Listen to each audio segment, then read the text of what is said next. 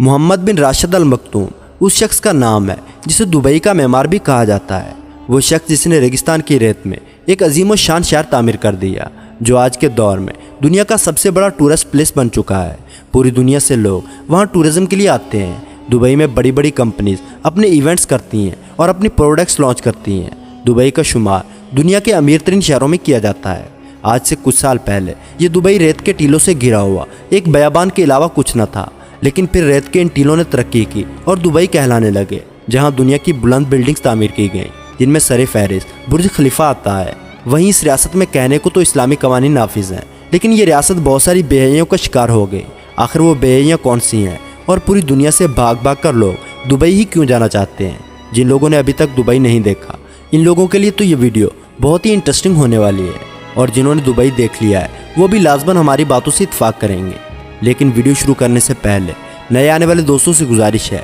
کہ ہمارے چینل کو سبسکرائب کرتے ہوئے ساتھ موجود بیل آئیکن کو دبا دیں۔ دوستو، دبئی کو جدید بنیادوں پر استوار کیا گیا ہے۔ اس شہر کی بنیادوں میں یہ پالیسی رکھی گئی تھی کہ اس شہر کو دنیا بھر کے لوگوں کے لیے عیاشی کا مرکز بنایا جائے گا، خواہ آپ کسی بھی رنگ، نسل اور مذہب سے کیوں نہ ہو۔ دبئی میں آپ کو عیاشی کے لیے مکمل سہولیات میسر ہیں، اور خاص طور پر دبئی میں یورپین ورلڈ کو ٹارگٹ کرنے کے لیے عیاشی کا سامان میسر کیا گیا ہے، کیونکہ پوری دنیا کا پیسہ اس وقت مغرب میں موجود ہے۔ چائنا، کینیڈا اور یورپین کنٹریز میں دنیا کا اکثریتی پیسہ موجود ہے، اس لیے وہاں سے لوگ جب سیر و تفریح کے لیے دبئی آتے ہیں تو اگر ان کو اپنی عیاشی کا سامان میسر نہ ہو تو وہ دبئی نہیں آئیں گے بلکہ دوسری ریاستوں میں جائیں گے۔ اس پالیسی کو شیخ محمد بن راشد المختوم نے اپنایا اور دبئی کو بہت ہی کم وقت میں آسمان کی بلندیوں پر لے گیا۔ آج دبئی کے اندر شرعی قانون کا نفاذ ہے، یعنی اسلامی قوانین کے مطابق ہی دبئی میں فیصلے کیے جاتے ہیں۔ لیکن کیا دبئی ایک ریاست ہونے کی حیثیت سے شرعی ہے؟ بظاہر کتابوں میں تو ایسا ہی لگتا ہے، لیکن اگر پریکٹیکل بات کی جائے تو ایسا بالکل بھی نہیں ہے۔ یعنی دبئی میں آپ کو برہنہ بیچز بھی مل جائیں گے، اور ویسے بیچز جس طرح کے بیچ آپ کو یورپ میں میسر نہیں، لیکن دبئی کے سالے سمندروں پر مغربی دنیا کے لیے عیاشی کا مکمل سامان موجود ہے۔ اگر بات کی جائے الکوہل کی تو دبئی میں شراب بآسانی دستیاب ہے اور لوگ بآسانی شراب خرید کر پی سکتے ہیں، لیکن اس میں ایک قانون جو کسی حد تک بہتر بھی ہے، اس کو نافذ کیا گیا ہے۔ وہ قانون اس طرح سے ہے کہ اگر آپ کی عمر 21 سال سے کم ہے تو آپ شراب کو قانونی طریقے سے نہیں خرید سکتے۔ شراب کے حصول کے لیے آپ کی عمر 21 سال ہونی چاہیے، اور آپ کے پاس دبئی گورنمنٹ کی طرف سے دیا ہوا ایک عدد اتھارٹی لائسنس ہونا بھی ضروری ہے۔ لیکن اگر پریکٹیکلی بات کی جائے تو شراب کھلے عام فروخت کی جاتی ہے اور بغیر کسی روک ٹوک کے لوگ خرید کر پی سکتے ہیں۔ قوانین میں اگر کچھ بھی لکھا ہے تو وہ صرف اس غرض سے لکھا ہے تاکہ دبئی کو ایک شرعی ریاست ثابت کیا جا سکے،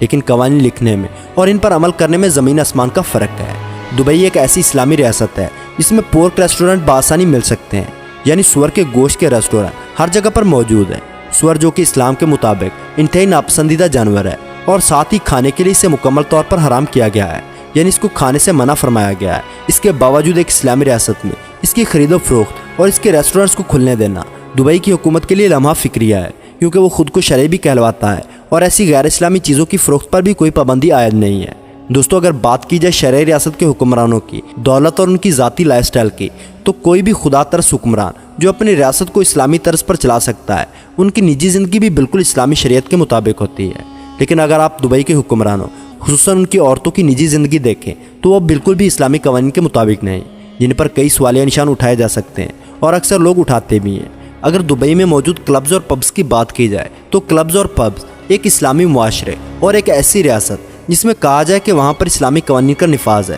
وہاں پر ان کلبز کی کوئی بھی گنجائش نہیں ہو سکتی، کیونکہ یہ تمام مغربی دنیا کا کلچر ہے اور انہی کے مذہب کے اندر ان چیزوں کی گنجائش ہو سکتی ہے۔ لیکن اسلام میں ایسے فحاشی کے اڈوں کی کوئی بھی گنجائش موجود نہیں ہے کہ جہاں پر آپ لاؤڈ میوزک کے ساتھ ناچ گانا کریں اور شراب و شباب کی محفلیں جمائیں۔ لیکن دبئی کے اندر یہ چیزیں بہت ہی کامن سمجھی جاتی ہیں، اور جگہ جگہ ایسے کلبز موجود ہیں جہاں پوری دنیا کے لوگ ٹورزم کے نام پر عیاشی کرنے آتے ہیں۔ دوستو، اگر برائی کی بات کی جائے تو برائی ہی برائی کو جنم دیتی ہے، کیونکہ برائی ایک ایسی چیز ہے جو اپنی جگہ پر ختم نہیں ہوتی بلکہ آگے بڑھتی جاتی ہے، اور دبئی کو دیکھ کر ارد گرد کی مسلم ریاستوں نے اس پالیسی کو اپنانا شروع کر دیا ہے، کیونکہ انہیں لگنے لگا ہے کہ اس پالیسی کے تحت ہی وہ اپنی معیشت کو آسمان کی بلندیوں تک لے جا سکتے ہیں، جیسے دبئی لے کے گیا ہے۔ اسی چیز کو دیکھتے ہوئے سعودی ولی عہد محمد بن سلمان نے بھی سعودی عرب کے اندر اس طرح کے عیاشی پر مبنی شہر بسانے کا فیصلہ کیا ہے، اور نیوم شہر کے نام سے ایک بڑا پروجیکٹ شروع کرنے کا اعلان کیا ہے، جس میں انویسٹمنٹ $500 بلین ہے۔ جو کہ پاکستان کے 10 سالانہ بجٹ سے بھی زیادہ پیسہ ہے، اور ان پیسوں سے ایک شہر بسایا جائے گا جس میں کوئی بھی شرعی قانون کا اطلاق نہیں ہوگا، یعنی وہ شہر جدید شہر کے نام پر ایک عیاشی کا اڈا ہوگا، اور پوری دنیا سے لوگ اس شہر میں آ کر ان کا جو دل چاہے گا وہ کر سکیں گے۔ محمد بن کا یہ خیال ہے کہ ایسا کرنے سے وہ سعودیہ کی گرتی ہوئی معیشت کو سنبھالیں گے، لیکن دوستو اسلام کے اصول تو اس سے بالکل مختلف ہیں۔ اللہ تعالیٰ کے کیے گئے وعدے اس سے بالکل مختلف ہیں۔ یہ اپنے آپ کو دھوکہ دینے کی باتیں ہیں کہ حرام راستے پر چل کر وقتی طور پر تو مال و دولت سے معیشت کو سنبھالا مل سکتا ہے، لیکن حقیقت میں اس مال و دولت کا حساب قبر میں دینے کے ساتھ ساتھ دنیا میں بھی دینا پڑے گا، کیونکہ ایسی بہت سی ریاستیں ہمارے سامنے ختم ہو چکی ہیں جنہوں نے حلال اور حرام میں فرق چھوڑ دیا تھا، اور بالکل اسی طرح ہی سعودیہ میں لبرلزم کو پروموٹ کیا جا رہا ہے۔ اس فیصلے کی وجہ سے پوری دنیا کے مسلمانوں میں تشویش کی لہر دوڑ گئی ہے کہ وہ سرزمین جس پر مکہ مدینہ موجود ہے، وہ سرزمین جہاں سے اسلام پھیلا تھا، کیا اس سرزمین پر کھلے عام یہ بے حیائی اور بے شرمی والے کام ہوں گے؟ اسی سرزمین عرب جس میں رسول کائنات صلی اللہ علیہ وآلہ وسلم نے بتوں کو ختم کیا تھا، وہاں پر امارات کے بادشاہوں نے مندر اور گرجا گھروں کی تعمیر کرنے کی کھلی اجازت دے دی ہے، لیکن ہزارہ سال کی تاریخ ہمیں بتاتی ہے کہ ان بتوں کو جتنی بار مرضی تعمیر کیا جائے، ایک محمد بن قاسم ضرور آتا ہے جو ان بتوں کو گراتا ہے اور وہاں مسجدیں تعمیر کرتا ہے۔ یہی حال اب ان عرب امارات کے ساتھ بھی ہوگا اگر وہ ان کاموں سے باز نہ آئے۔ ان بادشاہوں کو غور کرنا چاہیے کہ وہ ترقی کے نام پر کس اندھے کنویں میں گر رہے ہیں، اور یہ ترقی اللہ اور اس کے دین کی راہ میں بالکل بھی ترقی نہیں ہے، بلکہ یہ سراسر بے حیائی ہے، کیونکہ وہ آدمی مسلمان نہیں ہو سکتا جو کسی کی تہذیب کو دیکھے تو اس کو اپنا لے اور پھر ترقی کے نام پر اس بے حیائی کو فروغ دے۔ اس کے برعکس ہمیں چاہیے کہ اسلامی تہذیب اور اسلامی معاشرے کو فروغ دیں، جسے دیکھ کر کفار متاثر ہو سکیں اور ہماری شخصیت اور ہمارا معاشرہ ان کے لیے متاثر کن ہو۔ تو دوستو آج کی ویڈیو میں بس اتنا ہے۔ اگر ویڈیو اچھی لگی ہو تو لائک اور اپنے دوستوں کے ساتھ شیئر کرنا نہ بھولیں، اور ایسی ہی انٹرسٹنگ ویڈیوز دیکھنے کے لیے ہمارے چینل کو سبسکرائب کرتے ہوئے ساتھ موجود بیل آئیکن کو دبا دیں۔